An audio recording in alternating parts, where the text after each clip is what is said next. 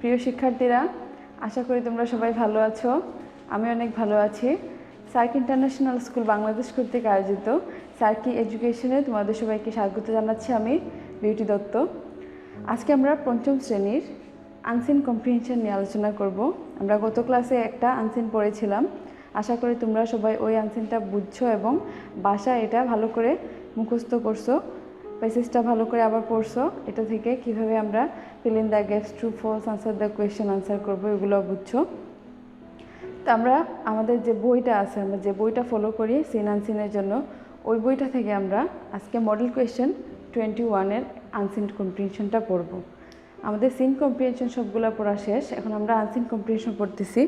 গতকালকে একটা পড়েছিলাম, আজকে আমরা 21 মডেল টেস্টের আনসিন কম্প্রিহেনশনটা পড়ব। তা তোমরা সবাই বইটা বের করো। আশা করি সবাই বুঝতে পেরেছো আমি কি বলতেছি। বই বের করো, মডেল কোয়েশ্চেন 21 আনসিন কম্প্রিহেনশন। আমি প্যাসেজটা তোমাদেরকে ভালো করে বুঝিয়ে দিব, তারপর প্যাসেজ থেকে কিভাবে fill in the gaps, true false, answer the question আসে, ওগুলা কিভাবে আনসার করতে হবে আমি এগুলা তোমাদেরকে বুঝিয়ে দেবো এবং শিখিয়ে দেবো। এগুলো মুখস্থ করার কোনো প্রয়োজন নাই, শুধু বুঝতে হবে মনোযোগ সহকারে এবং বাসায় বেশি বেশি করে প্র্যাকটিস করতে হবে। প্র্যাকটিস না করলে আসলে এগুলো আমরা আনসার করতে পারবো না। আমি প্যাসেজটা পড়তেছি, তোমরা সবাই মনোযোগ সহকারে শোনো। বইটা আগে সামনে খুলে রাখো, তারপর তোমরা প্যাসেজটা খেয়াল করো আমি যে অংশগুলো পড়তেছি। Nafisa is a student of class 5। Nafisa পঞ্চম শ্রেণীর একজন শিক্ষার্থী। She is the first girl in her class. She is the first girl in her class মানে হলো সে তার শ্রেণীতে প্রথম ছাত্রী। সে তার শ্রেণীর প্রথম ছাত্রী। She is intelligent and hardworking. সে খুব বুদ্ধিমান এবং কঠোর পরিশ্রমী। সে খুব বুদ্ধিমান এবং কঠোর পরিশ্রমী। She gets up at 6 o'clock। সে সকাল 6টায় ঘুম থেকে উঠে। She says her prayer early in the morning. সে সকাল সকাল উঠে ঘুম থেকে এবং সে কী করে উঠে, তার প্রথমে সে তার নামাজ আদায় করে বা সে তার প্রার্থনা করে। Then she prepares her lesson. তারপর সে তার পড়া রেডি করে স্কুলে যাওয়ার জন্য। She has her breakfast at 8 o'clock। সে সকাল 8টায় তার সকালের নাস্তা খায়। After breakfast she put on her uniform and goes to school. After breakfast মানে হলো নাস্তা খাওয়ার পর। She put her uniform. Puts her uniform মানে হলো সে নাস্তা খাওয়ার পর তার স্কুলের পোশাক পরিধান করে এবং স্কুলে যায়। Nafisa starts for school at 9 o'clock।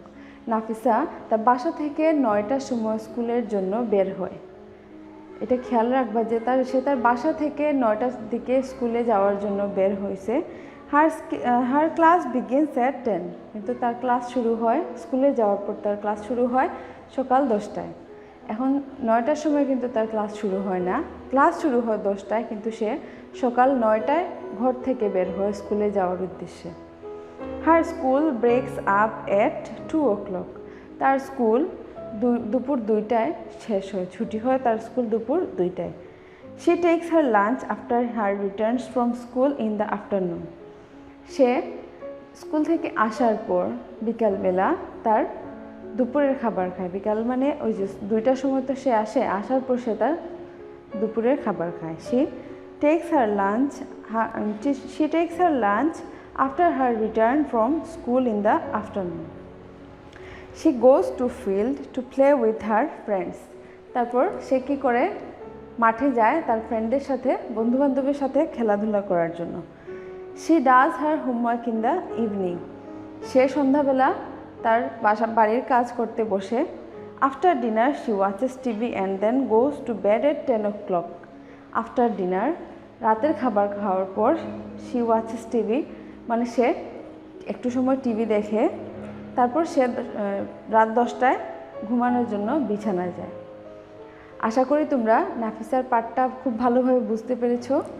না, এখানে নাফিসার ডেইলি লাইফ সম্পর্কে দেওয়া আছে। নাফিসা একজন খুব ভালো স্টুডেন্ট, সে খুব ইন্টেলিজেন্ট, হার্ডওয়ার্কিং।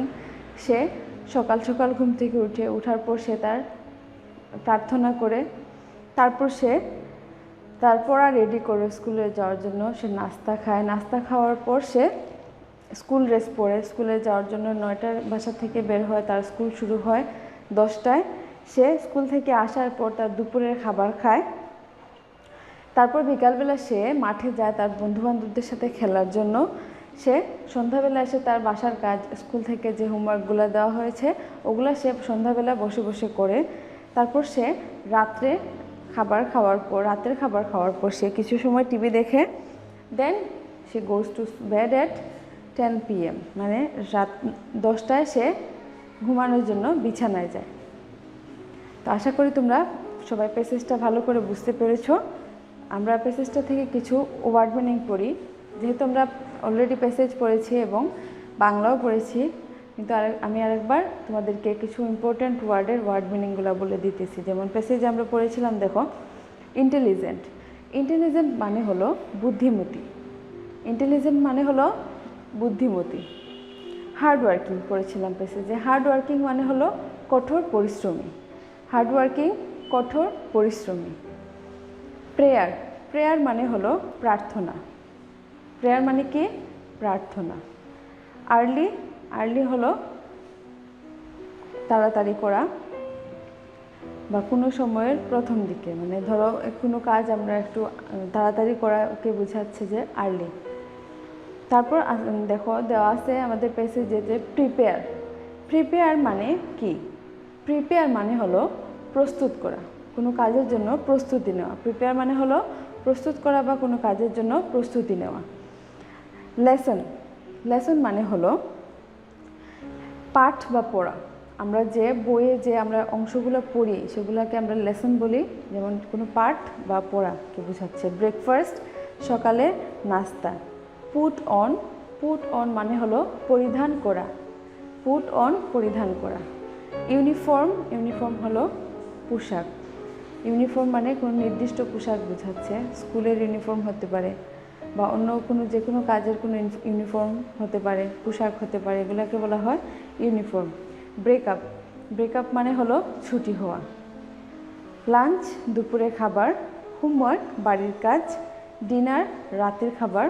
ওয়াচ অর্থ দেখা, ওয়াচ অর্থ দেখা।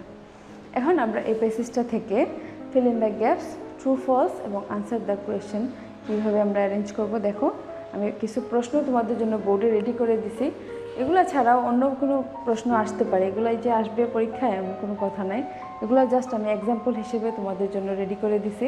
তোমরা যদি প্যাসেজটা ভালো করে বুঝে ফেলতে পারো তাহলে যে কোনো অংশ থেকে প্রশ্ন আসুক তোমরা আনসার করতে পারবা। তা আশা করি তোমরা প্যাসেজটা বুঝেছো। এখন আমরা এগুলার আনসার করে দেখি আমরা পারি কিনা। প্রথমে ফিল ইন দ্য গ্যাপস দিছে কি, দেখো question. Nafisa is in dash 5, Nafisa is in dash 5। Nafisa 5-এ কি আছে? আমরা 5-এ, আমরা 5টা আসলে আমরা জানি কি, আমরা ক্লাস মানে কোন ক্লাসে সে পড়তেছে, ক্লাস বুঝাচ্ছে। তাহলে এখানে আমরা 5-এর আগে কি লিখতে পারি? আনসারটা ক্লাস বসাতে পারি। Nafisa is in class 5, Nafisa 5ম শ্রেণীতে পড়ে। যে আমি আনসারটা এদিকে লিখে রাখছি, Nafisa is in class 5, Nafisa 5ম শ্রেণীতে পড়ে। তারপর she is the dash girl in the class. She is the dash girl in the class মানে আমরা পড়েছিলাম প্যাসেজে যে সে তার ক্লাসের প্রথম ছাত্রী। She is the dash girl, প্রথম ইংলিশ আমরা জানি কি ফার্স্ট। আমরা এখানে আনসার কি লিখব? She is the first girl in the class. এখানে আনসারটা কি লিখতে পারি আমরা? First. She is the first girl in the class, answer হবে ফার্স্ট। সি নাম্বার কি দেওয়া আছে দেখো, she has a dash life. She has a dash life. She has a dash life মানে তার ডেইলি রুটিনটা যে আমরা এতক্ষণ পড়েছি, তার রুটিন ডেইলি রুটিনটা খুবই সুন্দর, ডিসিপ্লিনভাবে চলে, কোনো ধরনের কোনো মানে সব সময় সে ভালো রকম চলে, এজন্যই সে ভালো ছাত্রী, এজন্যই সে তার ক্লাসের প্রথম ছাত্রী, কারণ তার লাইফটা ডিসিপ্লিন নিয়ম মাফিক চলে। তো আমরা এখানে কি লিখবো? She has a disciplined life. She has a disciplined life. বানানটা একটু খেয়াল করো, আমি লিখে দিয়েছি এখানে DISCIPLINED, disciplined life. After praying she prepares her dash.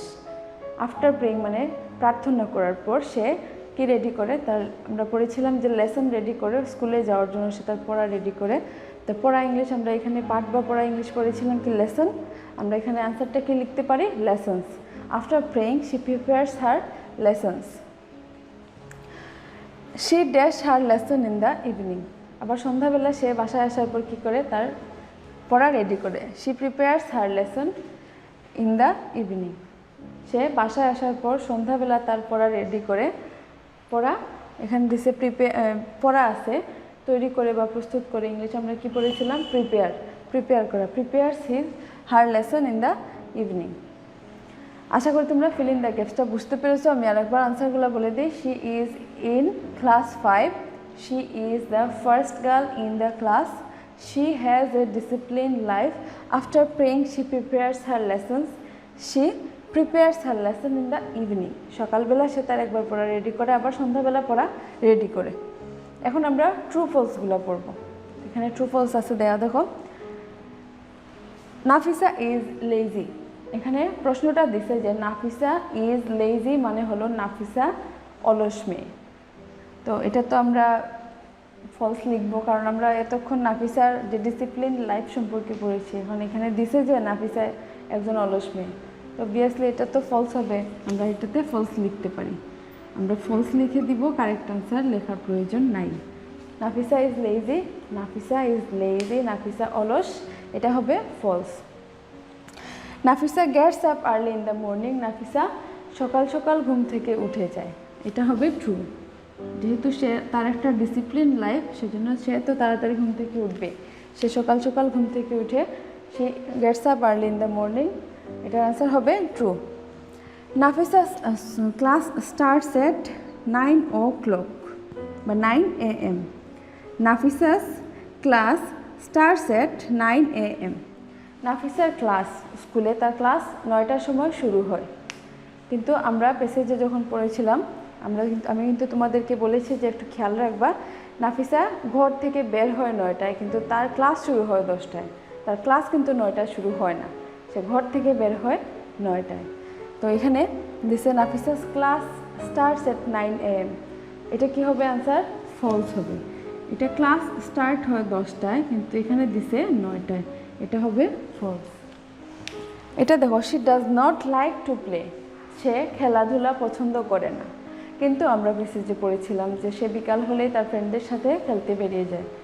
এখানে দিছে খেলাধুলা পছন্দ করে না, তো এটার আনসার কি হবে? এটার আনসার হবে ফলস।